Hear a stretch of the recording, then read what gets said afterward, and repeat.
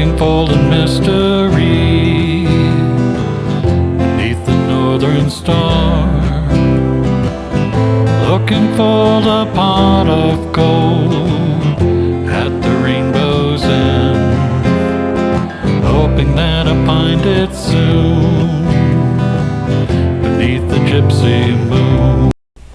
Hi, welcome to be my guest. Today we have a local resident from Milford. We have Heidi Kelsey, and Heidi was written up in Good Feelings magazine, which is the Milford Hospital's, Milford Regional Medical Center's, I would call it like a magazine. And she is a cancer survivor, and she's going to share with us her personal story.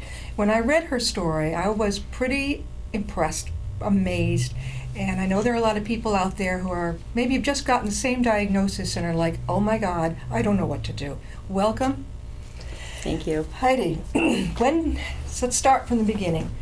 How many years ago was it that you went in for a mammogram? Mm-hmm. And what happened? The latest. Well, when it started, how many, when you got it, we all go in, we sit there, we Right. wait, and they say, okay, you can go home now. Right. Did they know right off, like, no, you're staying here, we need another one? Well, yes, because they called me back actually after that one. They looked at it, and the radiologist looked at it and said there's some suspicious things. So Yeah. they called me back for another one. That same day? The next day. The next day? Yes. And during that week was the same time I had seen my endocrinologist, and there was a lump on my throat on my thyroid. Yeah.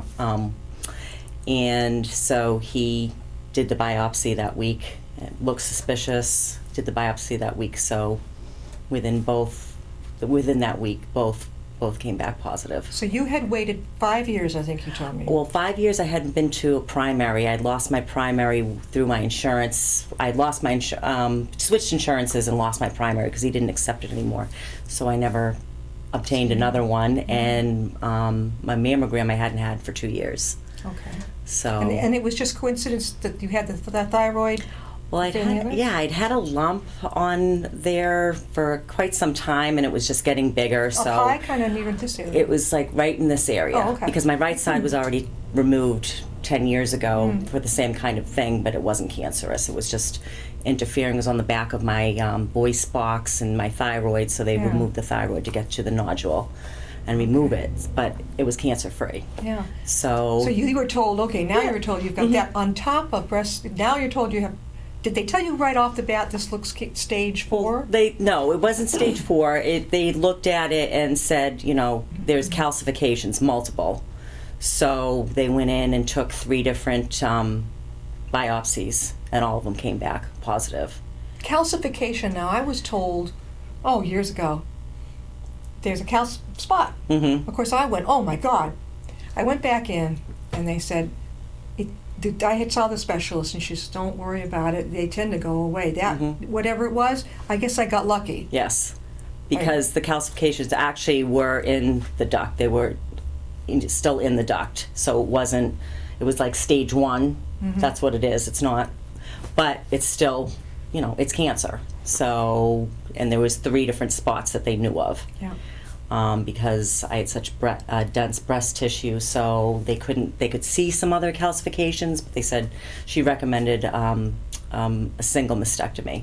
Right off the bat. Right off. And you had Heidi was telling me about, you had the core biopsy, which hurts. Mm-hmm. I mean, no lying here. I had a friend who had to go through this. Yeah. And then you went into I call it the tank, it's a bit of fishbowl. You had to have it done in the MRI. Yes. You can't move in that thing. No. I mean, the first set I had 3 of them on the right side.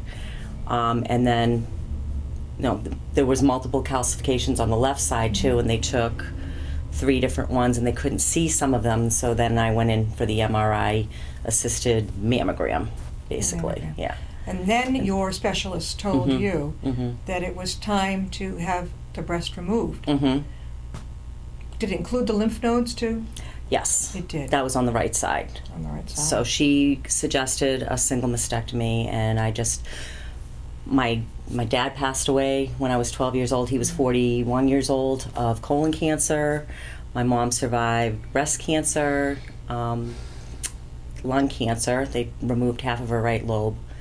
and then eventually died of pancreatic cancer. So You had all I these just things hit you like, Yeah. like that. well, the pancreatic cancer she actually had.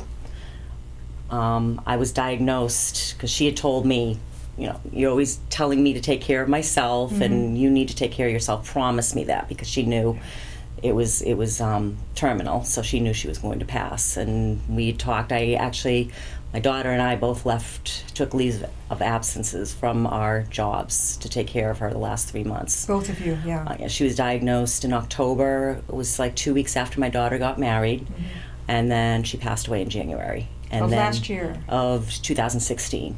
So it was 2015 that she got diagnosed in October. My daughter got married October 3rd, and then 2 weeks later she got diagnosed. And Dr. Kadis, who was her Yes. oncologist. Mona Kadis? Yes. I've met her, yeah. Well, she's ended up being my Yeah. oncologist. She's a delight. She's I like her, wonderful. yeah. I mean, she had treated my mother throughout those 10 years of Yeah. all her cancers. And she came in, my brother and I were there, and came in to my mom after she had the testing, because she was having problems with her hip. And she said, this isn't like the other cancers. It had spread to her liver and bone, and So all this time, you were tending to your mother, but what you had was creeping up. Yeah. And you were totally unaware of this. I had no idea. So now you've been told you're going to need the surgery. Yeah.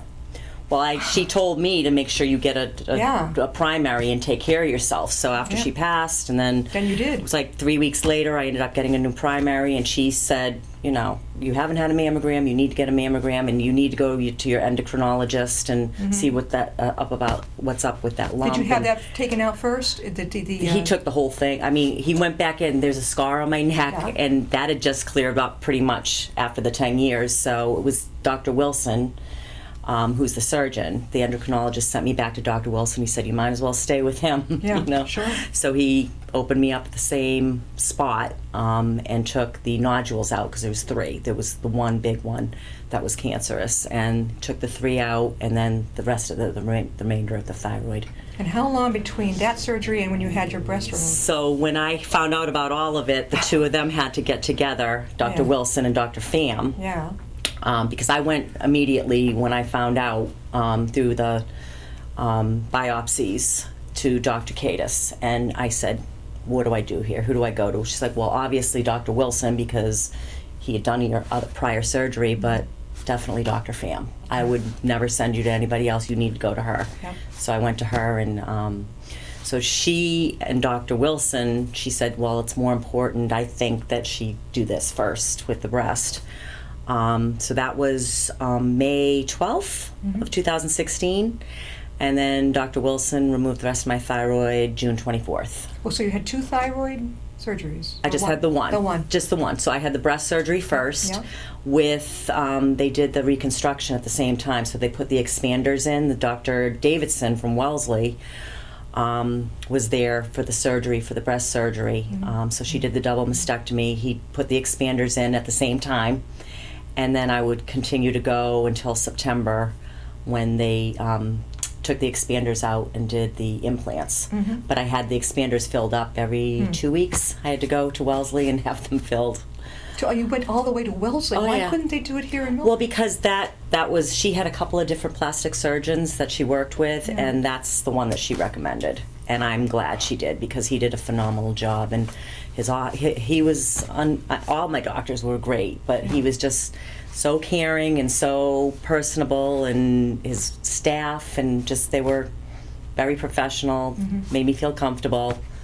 Heidi, did you go to any support groups? Yeah, I think they have one at Milford. I went, I think actually no, it was before I even had the surgery. I think I was just kind of reeling from what had happened with my mom, because she was my best friend. I mean, we were very close. It was my brother, my mother, and I left after my dad passed away, so she really, we were very connected and very close. So I think I was a little bit off from that, and then just getting this double diagnosis. Yeah. So I went and spoke with somebody at Dana-Farber, and I think I just went once, and I was okay. I mean, she just said your feelings are legitimate. You know, I always try to be strong and not feel that way and not be, but I was just kind of overwhelmed. So it was just nice to talk to somebody. But We're talking with Heidi Kelsey, and Heidi is a cancer survivor of breast cancer, and this is about her journey through this. And I think a big message, well, I know a big message here is to you girls out there, do not hesitate to get a mammogram. Yeah, it's not fun, but you know something, with some girls, it doesn't hurt. You know, it's a luck of the draw. I know that after I had my son, I went through a period where I didn't feel it. But you can always take a couple Advil an hour or two ahead of time. Where there's a standard joke with the girls in the waiting room. Yeah, a guy must have he must have designed this Invented machine. it, yeah. Yeah, because I mean to be you know nice about it, you can picture a guy going through this. No way.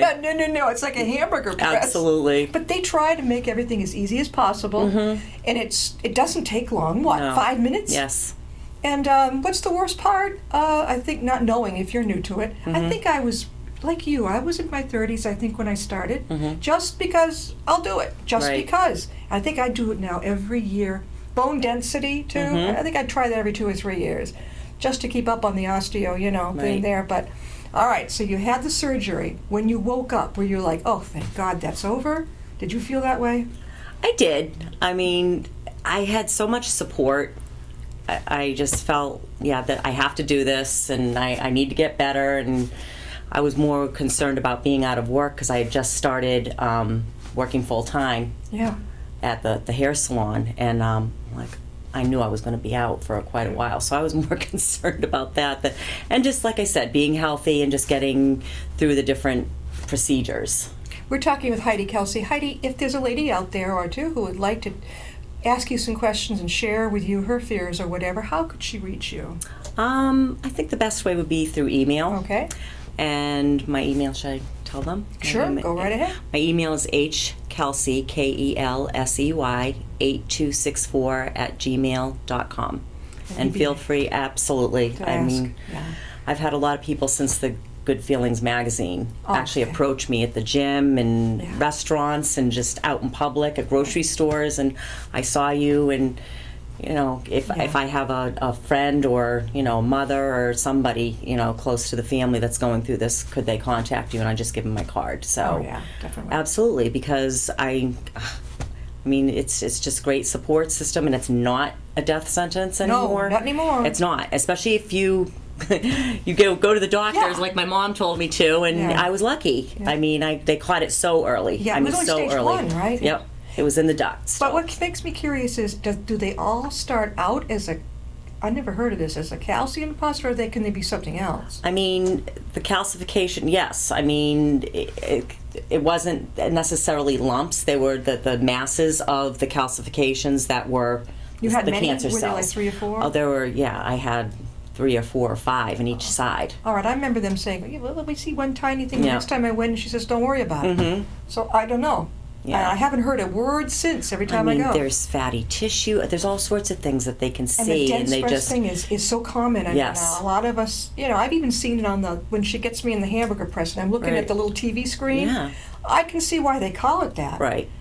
And I mean, their don't know. jobs are extremely difficult. I I mean, wouldn't when they want were it. doing, No, yeah, you know the girl coming in is not looking forward to seeing you. No, You know? no, and even the radiologist and to read. I mean, obviously they're trained and they're educated to do that, but just because I was looking and I was seeing, you know, certain things, but how do you know whether that's a calcification or normal tissue or? I mean, yeah, They know. They know. And I go to UMass and they send me a letter afterwards. It'll let me know. I mean, to me, I guess no news is good news. If you've been in there or Right. whatever, if they don't call you, they send you back to the waiting room anyway. And you're like, okay. And then you get to go.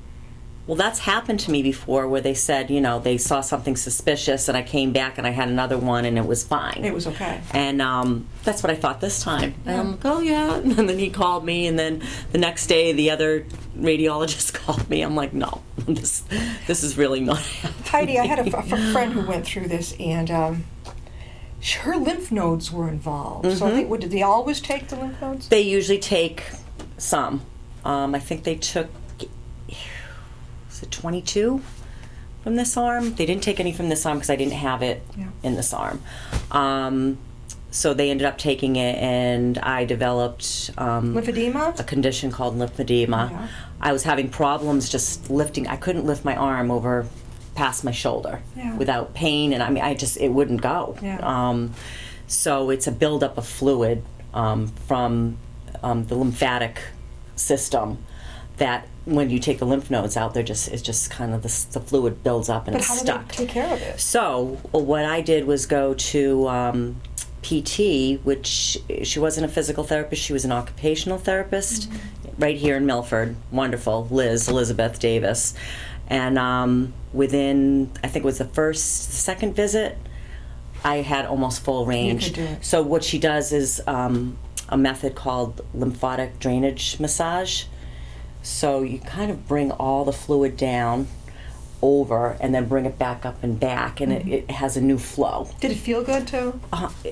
I was upset because I'm a hairdresser, Yeah. and I have to use my arms, and just I'm physical anyway. I go to the gym, and like I thought this was it. Yeah. This is my life. Okay, I have to deal with this, and no. After the second, like I said, the second visit, so I went for 6 weeks just to continue and just make sure it was all taken care of. And I will always have it, but it's just under control. I have to wear a compression sleeve every day for... Is that what I'm looking at? That's a compression I thought sleeve. that was part of your outfit. I know. I have some really cool ones. So That is adorable. when I went to Liz, she said that would be the best thing, was to wear a compression sleeve. So she wrote me out a prescription to M&M Medical, which is in Mendon. And they had just, I've been there. hanging up, they had some of, like a brown one and a black one and a beige and white, whatever, your standard ones. And they were very thick and just not... That was part of so your outfit. then there was another, Liz told me about this other company, Lymphedivas. Yeah. And they are fashion forward, and they have all different strengths. So they basically told me the strength that I needed, and my insurance covers it. So I have probably about 25, 30 of them now. Matching different outfits. I said, if I have to wear it, it might as well look It never pretty. occurred to me when I looked at her that there wasn't one on the other arm. You're not allowed to wear two, right? I don't need it for this one. No, but to balance it out, would you? I probably wouldn't. No, I don't really. I think you have to have it actually, the condition, for them to write out the prescription, because believe it or not, these are like $50 to $75. Spandex? Yeah.